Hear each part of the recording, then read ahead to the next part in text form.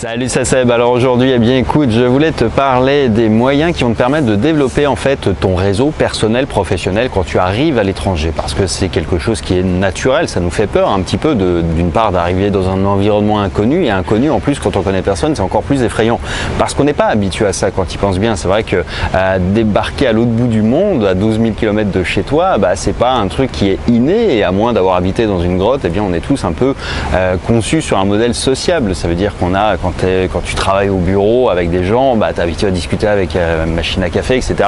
Moi, c'est un peu moins vrai dans le sens où je suis déjà un peu plus solitaire, mais surtout l'activité d'entrepreneur est forcément plus solitaire aussi dans une structure telle que je la pratique aujourd'hui. Donc c'est un choix, mais c'est pas subi. Mais bref, peu importe. Peut-être que toi, en tout cas, eh bien, tu te poses ce type de questions et peut-être que ça t'effraie, ça te freine peut-être pour l'idée de partir en disant merde, je connais personne sur place, qu'est-ce que je vais bien pouvoir foutre en débarquant à tel ou tel endroit. Alors, ce qu'il faut savoir déjà, c'est que, eh bien, il y a énormément de Français qui sont expatriés en général. Ça vaut pour l'Asie, il y a des endroits effectivement où les francophones sont plus présents que d'autres dans le monde, mais il y a des Français partout. Quoi qu'il arrive, il y a des Français partout et il y a des restaurants français partout. Donc ça, c'est la première des choses. Il y a plusieurs millions de Français qui sont expatriés, de mémoire, je ne sais plus combien exactement, mais tu as déjà un vivier très important de gens qui sont installés à l'étranger. Et puis ce qu'il faut comprendre, c'est qu'également la France a toujours un rayonnement international très important. Ça veut dire que tu as beaucoup d'écoles françaises à l'étranger, un peu partout. Tu vas avoir également beaucoup d'ambassades, beaucoup de consulats. En Thaïlande, tu vois, tu en as à Chiang Mai, tu en as à Pattaya, tu en as à Phuket, tu dois en avoir à Samui, je sais plus. Enfin bref, tu as des antennes consulaires, pas à chaque fois des ambassades, bien évidemment. Tu en as une en général par pays d'ambassade, mais après tu as les consulats. Et avec les consulats et les ambassades viennent en fait eh bien, les alliances françaises. Les alliances françaises, c'est des associations en fait culturelles françaises qui diffusent un petit peu la langue, la culture. Je sais qu'à Phnom Penh, moi quand je suis arrivé à Phnom Penh au Cambodge il y a 5 ans en arrière, c'est là où j'allais tous les mardis. Il y avait des rencontres en fait avec des étudiants qui étaient des étudiants cambodgiens qui étudiaient le droit, mais qui étudiaient tout leur parcours en français. Et eux, ils étaient très contents de pouvoir pratiquer avec des Français. Et nous, ça nous permettait d'échanger. Bref, c'était sympa.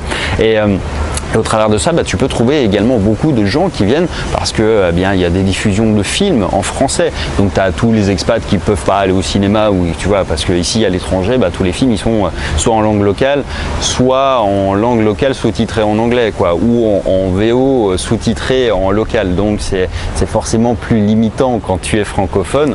Quand tu es anglophone, tu as moins de problématiques, effectivement. C'est plus rare de trouver des films, donc c'est vrai qu'il y a des gens qui vont aller regarder ce type de choses. Il y a des bibliothèques qui sont mises à disposition avec beaucoup de bouquins, des magazines, etc. Bref, tu as tous les éléments culturels là-bas, et surtout, encore une fois, tu vas voir les gens qui fréquentent, c'est des gens qui sont installés ou qui sont intéressés par la culture française. Donc si tu cherches à développer effectivement ton réseau comme ça, c'est une très bonne manière de le faire, d'une manière soft. Après, je vais pas te donner toute une liste exhaustive de trucs et astuces parce que tu vois, ça va dépendre de tes passions, de ce que tu aimes faire. Si tu aimes, je sais pas, la cuisine par exemple, tu as des cours de cuisine en Thaïlande pour tous les trucs, faut trouver plein de gens. Après, tu risques d'être mélangé plus avec des touristes et c'est ça qui est un peu pénible. La deuxième astuce que je te recommande, c'est les restos français. Alors, si tu cherches impérativement la présence ou du moins à aller, tu vois, rencontrer des Français. Bon, c'est pas forcément mon cas, mais bref, tu as les restaurants français, il y en a partout dans le monde. Je connais pas d'exception à cette règle.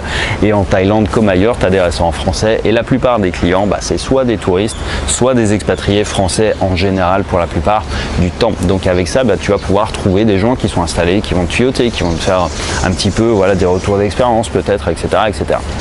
Tu peux également utiliser beaucoup, et moi c'est mon cas, mais d'une manière inversée, c'est-à-dire que tu vois, il y a forcément des gens qui ont fait des vidéos, des gens qui sont installés, des gens qui ont des pages Facebook, des gens finalement qui ont déjà qui sont sur place et qui sont un peu des personnages publics. Enfin tu vois, c'est sans dire que t'es Lady Gaga, moi je suis un personnage public dans le sens où je fais des vidéos, c'est très clos, enfin c'est un petit monde quoi finalement quand tu regardes bien, ça concerne pas des milliards de personnes ce que je fais, mais malgré tout je reçois régulièrement des invitations ou des propositions pour aller prendre un verre. Tiens, je suis de passage à tel endroit, ça me ferait plaisir si on peut discuter, etc. Donc toi, tu peux faire exactement la même chose, mais à l'envers. C'est-à-dire envoyer des invitations à des gens que tu as pu suivre sur YouTube, leur demander peut-être conseil, savoir s'ils seraient dispo pour prendre un verre ou discuter, s'ils font pas un event.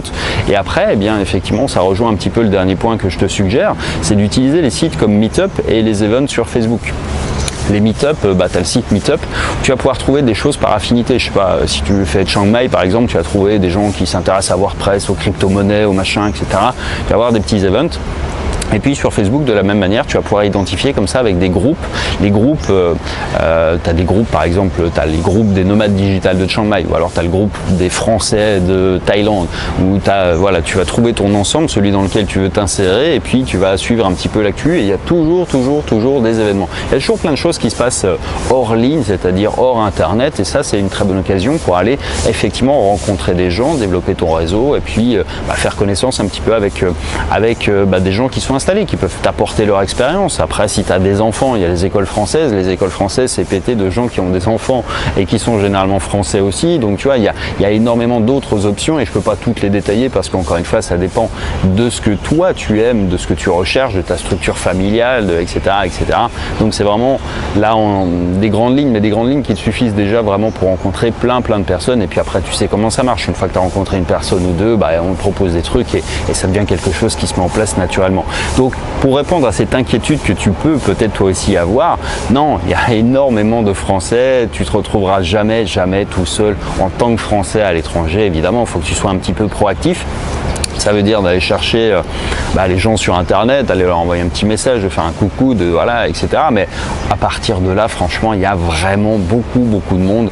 Et moi, c'est plutôt l'inverse. Tu vois, moi, quand je me promène, je suis toujours sidéré du nombre de touristes français qui sont de passage. Ça a plutôt tendance à être l'inverse. Moi, j'ai plutôt tendance à fuir en fait les touristes parce que généralement, c'est quand il y a du tourisme, il y a beaucoup de monde, il y a beaucoup plus de contraintes. Moi, j'essaie d'être un peu plus reclus. Mais bref, après, je peux comprendre que des gens qui sont pas forcément des grands fans ou des grands habitués du voyage, que ça soit une notion importante. Mais bref, voilà pour cette vidéo. En attendant, je te dis à bientôt dans la prochaine. Et si tu ne l'as pas encore fait, je t'invite à t'inscrire à la carte postale. Tu trouveras un lien dans la description. La carte postale, c'est quoi? C'est un email, alors qui se veut quotidien, mais qui n'est pas encore tout à fait pour des raisons d'emploi du temps, mais ça va le devenir. Et dans lequel, en fait, je vais partager mes conseils, mes trucs, mes astuces, mes hacks, un petit peu de mon parcours, des choses que j'ai pas envie forcément de mettre sur YouTube parce que c'est pas forcément nécessaire et puis surtout ça s'y prête pas toujours et puis parce que voilà, dès que tu sors une vidéo qui sort un peu du cadre, t'as 1000 haters qui arrivent, donc c'est épuisant, j'ai pas envie de ça, donc ça je le diffuse auprès d'une communauté de gens qui sont inscrits, qui sont intéressés par un peu ce que je communique dans mes vidéos. Et si ça t'intéresse, tu as un lien dans la description, c'est gratuit bien évidemment, et puis je te dis à très bientôt dans la prochaine. Ciao.